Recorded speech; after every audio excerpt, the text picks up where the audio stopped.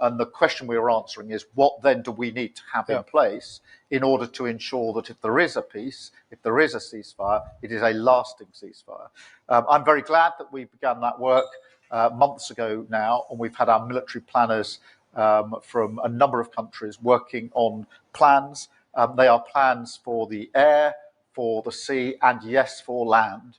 And the fourth component is strengthening the Ukrainian capability itself to ensure that that remains in place and is stronger after any ceasefire. So they're the four component parts.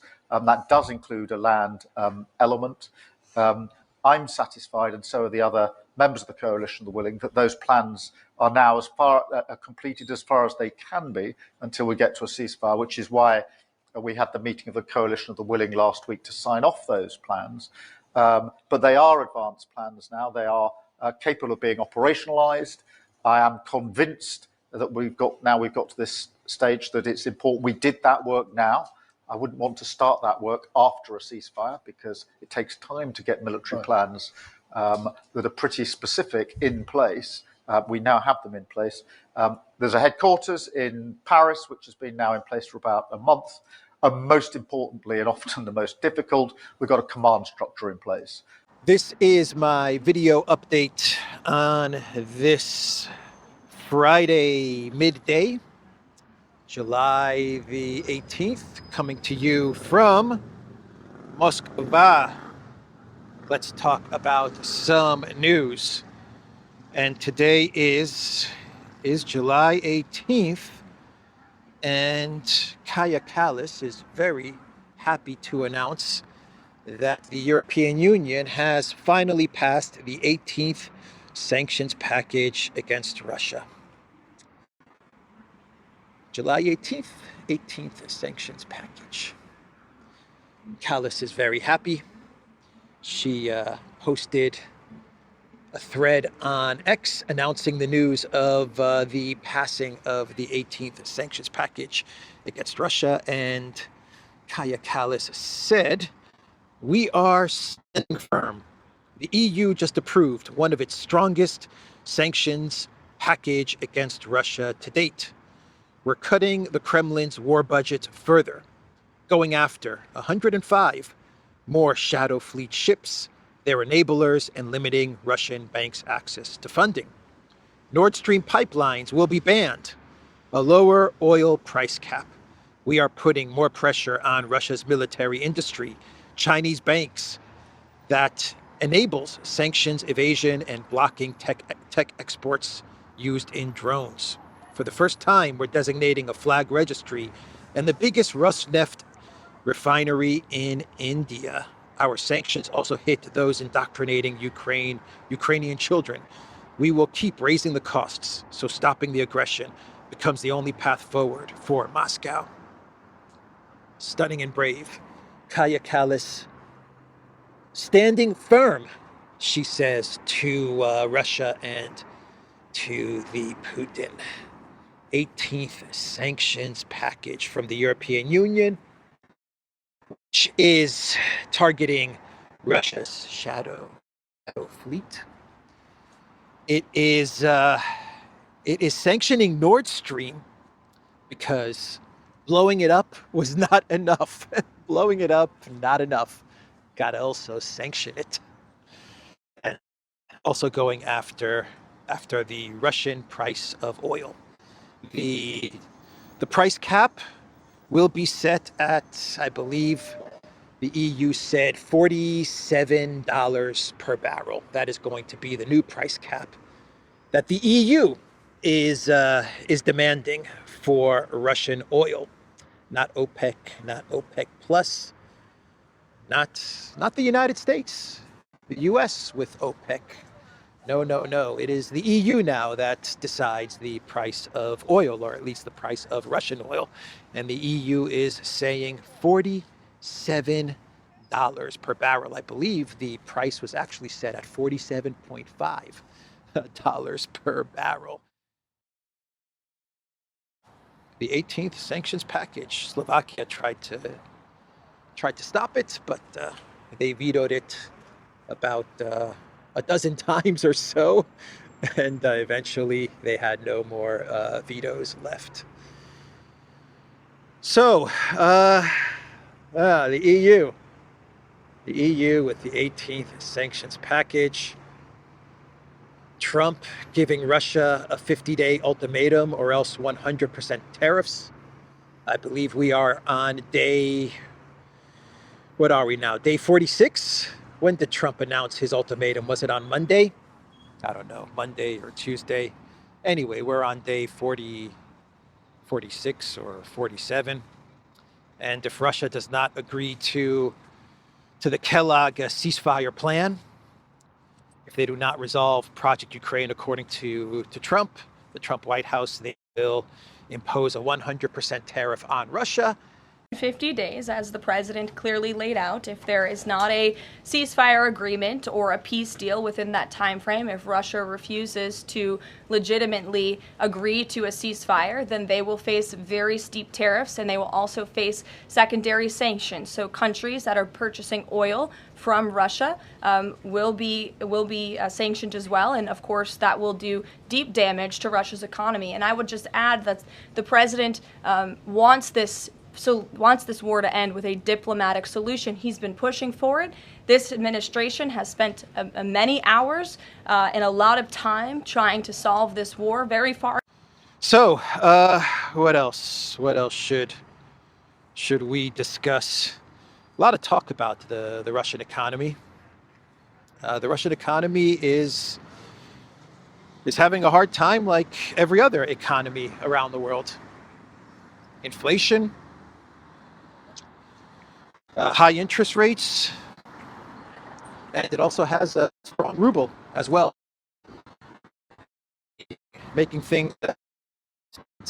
Word on the street is that the Russian central bank, Nebulina, will lower interest rates next week by about 200 to 300 points. And then come fall, she will lower interest rates some more, significantly more.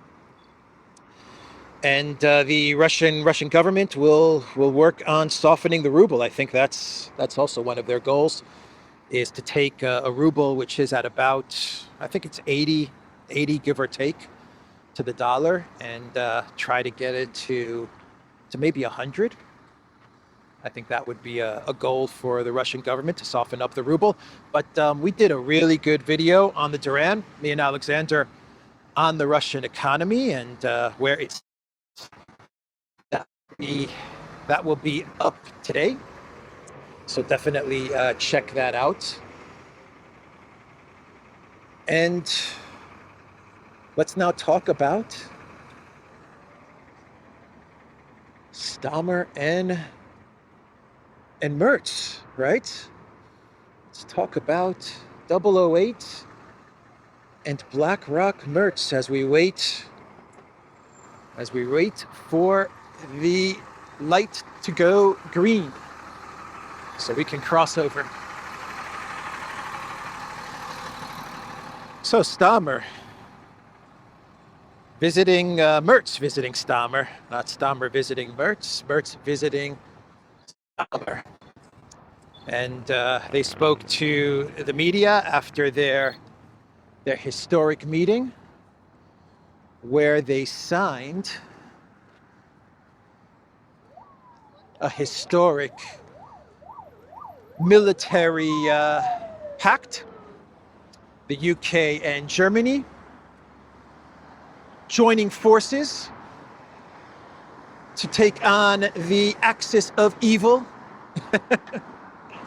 China, Russia, Iran, North Korea, and the rest of the world. The defenders of democracy, of values, of the rules-based, I can't even say it, the defenders of the rules-based order. Starmer, Merz, and Macron. I call them the big three leaders of the collective West. So Merz meeting with Starmer, and let's start things off with, how about we start things off with BlackRock Merz? and some of the statements that he made as he was in the United Kingdom. Merz, he said that patriots will be arriving in Ukraine very, very soon. Merz confirming Trump's statement from a couple of days ago, which was that Germany is already in the process of getting their Patriots systems to Project Ukraine. That's the country that has decided or has been forced to hand over their Patriot systems to the Green Goblin. And Merz, he also told Politico that long-range missile strikes deep inside of the Russian Federation are coming. And Merz is referring to the joint military cooperation between Germany and Ukraine, where they are jointly producing long-range missiles, a long-range missile, which will be very similar to the Taurus missile, but don't call it a Taurus missile. It's going to be similar to the Taurus missile, but don't call it a Taurus missile. That is what Ukraine and Germany are producing and manufacturing. And they're pretty much ready to deliver, according to Merz. The German general, who was interviewed a couple of days ago, said that we could be looking at 3-digit deliveries of this new German-Ukrainian long-range missile, which is like the Taurus missile, but don't call it the Taurus missile. It is not the Taurus missile, not the Taurus missile. It's like the Taurus missile, but don't call it the Taurus missile. Too much coffee. Anyway, yeah. So Merz's statement warning Russia, he said, responding to a question from Politico at a UK press conference Thursday, the German chancellor said Ukraine needed deep strike systems to better defend itself and that it would very shortly, very soon, receive additional support in that regard. And then Merz said that the missiles will be coming, this assistance will be coming in a week or two. Just like the German general said, by the end of July, we should be expecting long-range missile strikes via Germany and Ukraine into the Russian Federation. That was what Merz said, and now we turn our attention to the great defender of democracy, the defender of the rules-based order, the one and only 008, stirred, not shaken, Keir Starmer.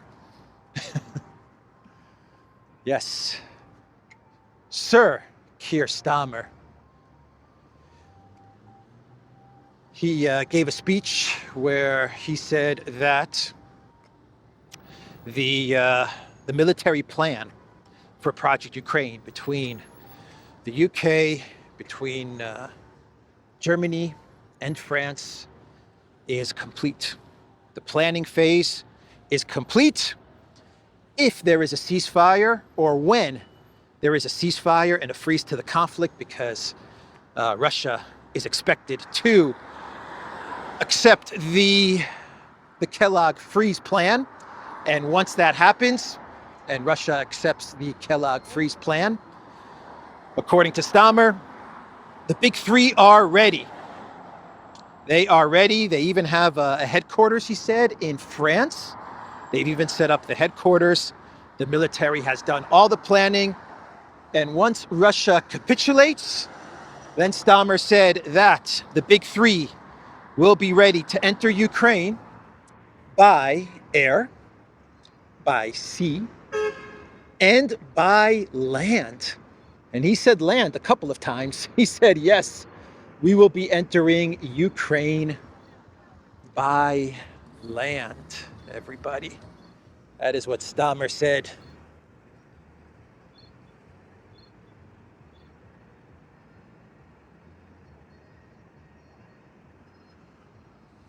So that's the message from Sir 008, defender of democracy, defender of all that's good and just and righteous, Sir Keir Starmer. He's tough, man. The biggest mistake that Putin made, that Russia made, was crossing Keir Starmer, was getting on Keir Starmer's bad side. Have you seen Keir Starmer work the punching bag? Man, I would not want to be that punching bag. I'll tell you that, man. He has got some power in his punch, man. I mean, he is working that punching bag. I've seen the video. It almost looks like the heavy bag. It's the heavy bag. He's working the heavy bag. It almost looks like the heavy bag is about to bust wide open because he's hitting that thing so hard. Big mistake. Big mistake making Keir Starmer upset. Very, very big mistake. So that's what Keir Starmer said. Yeah. CNN, they're sounding the alarm when it comes to the front lines in Ukraine. CNN is saying that Russia is very close to a big advance, a big summer offensive advance in Project Ukraine. They are in the process, according to CNN, and CNN is getting much of this information from the Ukrainian mapping service called Deep State, which used to be independent and fairly accurate, but then the Zelensky regime got a hold of Deep State mapping, and now they're not so objective and accurate. Go figure. But anyway, that is who CNN is referencing, mostly referencing in this report. And they're saying that the Russian military is moving to encircle Pokrovsk on the left and on the right flanks. They're moving fairly quickly, and pretty soon they will encircle Pokrovsk, and that's going to be a big time disaster. Of course, the pro-Ukrainian social media accounts are now putting up posts saying that Pokrovsk is not really of strategic importance. That's what they're saying now. So that's the narrative. Pokrovsk, not so important. But that's the one area that CNN is concerned with. CNN then says that Russia is also moving towards Kupiansk, which Kupiansk would mean that Russia is close to getting Kharkiv, right? Yeah, Kupiansk. Yeah, I think so. I think I'm right. So they're worried about Kupiansk as well. And what else did CNN say? Konstantinivka. Yeah, that's the other area. 1 second. I think that's the other area that CNN is worried about. Konstantinivka, yep. Pokrovsk, Kupiansk, and Konstantinivka, which is also, Konstantinivka is also in, I believe in Donetsk, right? And they're worried about Russia gaining this area as well. So 3 important areas, important cities or towns or large towns where Russia is advancing, strategic towns and areas where Russia is advancing. And according to CNN and their sources in Ukraine, Russia will be turning up the heat very, very soon. They will be launching a big offensive, according to CNN. I don't know if that's accurate. Maybe Russia will start to move quicker. Maybe they won't. Hard to know what exactly the plans are. But Russia is definitely advancing across the entire front line. And CNN mentioned that the Ukraine military is stretched very, very thin. They even interview various commanders and military officials in Ukraine who tell the outlet that things are not looking good. Catastrophic is what many of them say. So that is CNN. And I guess now we can turn our attention to the Wall Street Journal and Epstein. The client list that is no client list, right? The client list that does not exist. And according to the Wall Street Journal, they obtained some sort of a birthday book that was presented to Epstein in 2003 by Ghislaine. And the Wall Street Journal, like a book, like an album. And it contains, the Wall Street Journal claims that it contains letters and photos wishing Epstein a happy birthday, I believe his 50th birthday, written by his friends. And one of the people that the Wall Street Journal claims is in the book wishing Epstein a happy birthday, along with a picture that he drew inside of this photo album book, is none other than U.S. President Donald Trump. Now, the Trump White House has denied this. They said that this is not Trump. This is not his drawing. This is not his words. He doesn't speak in this way that the Wall Street Journal is presenting. And the Trump White House even said that they will be suing the Wall Street Journal. J.D. Vance also put out a post on X saying that this is all BS. He used very harsh language. And J.D. Vance said that the Wall Street Journal, in their reporting, didn't present any of this evidence, this book and this album. They didn't present any of it to the White House. They just kind of ran with the story.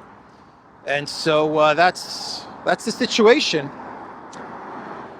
The Wall Street Journal, hard to know if this is legit or not. Even when you read the article from the WSJ, it doesn't feel legit. I don't know. I read it and it just doesn't feel like it's this photo album is legit, is real, but who knows? Maybe it is. Maybe it is. Hard to know. Grok. Someone asked Grok if this is possible. If this photo album with Trump's birthday wishes and a Trump doodle, a picture that he drew, allegedly of a naked woman. I'll get to that in a second. Someone asked Grok if this is real, if this is possible, and Grok said, it's possible, given Trump's denial and claims from allies that he doesn't type such letters. However, the Wall Street Journal's review of the 2003 birthday book, assembled by Maxwell and examined by the DOJ, suggests authenticity. The outline might not be hand-drawn by him, but the signature matches. Without forensic proof, forgery can't be ruled out. Actually, the question that they asked Grok was, could this be some sort of an FBI forgery? That's the question that they asked Grok, and Grok said it's possible. So that's what Grok said. AI, if you want to believe AI, you know. Let's get to what the Wall Street Journal is saying, actually. Jeffrey Epstein's friends sent him body letters for a 50th birthday album. One was from Donald Trump. The leather-bound book was compiled by Ghislaine Maxwell. The president says the letter is a fake thing. So the Wall Street Journal says that the letter bearing Trump's name, which was reviewed by the Journal, is bawdy like others in the album. It contains several lines of typewritten text framed by the outline of a naked woman, which appears to be hand-drawn with a heavy marker. A pair of small arcs denotes the woman's breasts, and the future president's signature is squiggly, Donald, below her waist, mimicking her pubic hair. The letter concludes, happy birthday, and may every day be another wonderful secret. Strange stuff, man. Very strange stuff. You see, the Epstein thing is not going away. It's not going away, man. Which is why Trump should have gotten on top of this with some sort of a special counsel and a release of everything weeks ago. All this stuff should have been released weeks ago. Trump should not have commented on this in the way that he has commented, calling people weaklings and he doesn't need their support. They approached this in completely the wrong way. The minute that Bondi and Patel and Bongino released the memo, and the Trump White House got all of that backlash from the memo, the president should have said, release everything. That's what he should have said. And he should have said nothing else. Release everything. And I mean everything. Release it all. Release it all and let the American people see everything. And if there are problems with what has been released that do not line up with Bondi and the FBI statements, then those people should have been fired. That's how he should have handled it. That's how the president should have handled this. Instead, they let this thing fester and grow, and all kinds of doubts now about Trump and Epstein. And now we have some sort of Wall Street Journal report, some sort of book or photo album that they've obtained from 2003. Who knows if it's real? Who knows if it's fake? Some sort of Trump doodle thanking Epstein or wishing Epstein a happy birthday. Not good, man. Not good. Let's start walking back. Let's start walking back. So that's the update there. Let me see if I have anything more to read you from this article. It isn't clear how the letter with Trump's signature was prepared. Inside the outline of the naked woman was a typewritten note styled as an imaginary conversation between Trump and Epstein, written in the third person, voice over. There must be more to life than having everything, the note began. Donald, yes, there is, but I won't tell you what it is. Jeffrey, nor will I, since I also know what it is. Donald, we have certain things in common, Jeffrey. Jeffrey, yes, we do. Come to think of it, Donald, enigmas never age. Have you noticed that, Jeffrey? As a matter of fact, it was clear to me the last time I saw you. Trump, a pal is a wonderful thing. Happy birthday. May every day be another wonderful secret. So Trump finally caved, or at least that's how it looks. Maybe not. Maybe not. Maybe this is more smoke and mirrors. But Trump posted on Truth Social, based on the ridiculous amount of publicity given to Jeffrey Epstein, I have asked Attorney General Pam Bondi to produce any and all pertinent grand jury testimony subject to court approval. This scam perpetuated by the Democrats should end right now. He says any and all pertinent grand jury testimony subject to court approval. There are a bunch of qualifiers in that statement from Trump.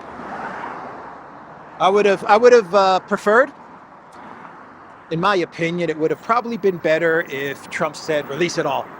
Release it all. But there are quite a few qualifiers there, depending on grand jury approval, pertinent files, pertinent testimony, pertinent grand jury testimony. Anyway, Pam Bondi, she said that she's ready. She's ready to release this. President Trump, we are ready to move the court tomorrow to unseal the grand jury transcripts. The grand jury transcripts. Okay, it's something. I guess something's better than nothing. Doesn't feel like we're going to get everything, but we'll see. We will see. Trump is under a lot of pressure also from Congress. That's right, Congress, the Republicans are now signaling that they're going to possibly put releasing the Epstein files to a vote. This is after all of the American citizen backlash over this entire Epstein saga. Members in Congress are now worrying about midterms, especially Republicans. And so they're going to possibly, if Trump doesn't, they're possibly going to put this to a vote and might possibly force the Epstein files to be released if Trump does not do so. So a lot of pressure on the Trump White House from all sides. A lot of pressure on Republicans in the House and the Senate as well. Midterms not looking so good for the Republicans. Not that the Democrats are in any better position when it comes to the Epstein files, but you know, it's the Republicans that are in power. Man. Something must be going on back there. I don't know. Something must be going on. Anyway, let's do a clown world. Then we can wrap up this video. We go back to Zelensky for this clown world, and he was interviewed by the New York Post. Zelensky doing a lot of interviews lately, huh? Interviewed by the NY Post, and he was talking about how he is very similar to U.S. President Trump. That's right. Basically, Zelensky said that Trump and Zelensky, we're the same. We're the same people. we're very similar, he said. We're one and the same. That's right. That is what Zelensky told the New York Post. Zelensky discusses similarities between him and Trump. We are the choice of our people. That's what he said. We are the choice of our people, says the man in Kiev who is unelected at this very moment, who just extended martial law and refuses to hold an election. He says he's the choice of his people, when every poll indicates that if he did hold an election, he would lose that election because he only has around 25% support of the Ukrainian people. But no matter, he is saying that he is very similar to Trump because Trump is the choice of the people and Zelensky is the choice of the people. Very similar, those two, according to the New York Post. President Trump and Volodymyr Zelensky may have more in common than meets the eye, the Ukrainian president suggested Wednesday in an exclusive interview with the Post. First of all, we are the choice of our people, and we definitely share the same values with our people, Zelensky said of the similarities between himself and Trump during a sit-down in Kiev. All right. Choice of our people. And then Zelensky in this interview goes on to talk about how he's an entertainer, he was an entertainer, and Trump was an entertainer, how he became a businessman and Trump was a businessman, how he became president as an outsider and Trump became president as an outsider. And basically, Zelensky told the New York Post, hey, me and Trump, we same person. We are like brothers, compadres, comrades. Right, Podolyak? Yes, Mr. President. You are exactly like Donald J. Trump. Oh, man. Yeah, that's Zelensky. I think I will end the video there. I don't have anything else to say. It's interesting that that European leaders and the Zelensky regime, their policy now when it comes to Trump, their policy is to just kiss butt, right? Rutte calls him daddy, and Zelensky tells Rutte, hold my beer. Daddy, we're like twins, man. We're like brothers, me and Trump. Yeah, that's basically the strategy now from the Europeans, from the Zelensky regime is just kiss Trump's butt as much as you possibly can, and he will give you whatever you ask for. That's it. Diplomacy. That's diplomacy in the EU and in Ukraine. Diplomacy with the United States. That's how they're approaching things. Oh boy, theduran.locals.com. We are on Rumble, Odyssey, BitChute, Telegram, Rockfin, and X. Go to the Duran shop, pick up some merch like what I'm wearing in this video update. There's a link in the description box down below.